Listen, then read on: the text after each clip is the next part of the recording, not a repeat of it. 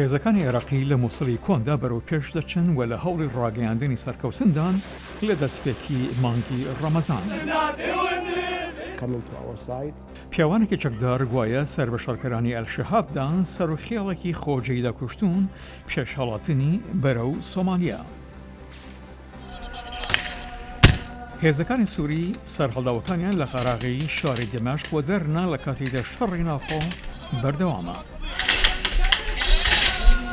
ئەو خانەوادانەی کە لە شاری مووسڵ لە دەستی داعش هەڵاتون باس لە دڕندەگی ئازاروەشکەنجە و کوێلایەتی ساڵانی دەکەن لە نیوانیان ئەم کچە کە دەستێکی لەدەستدا.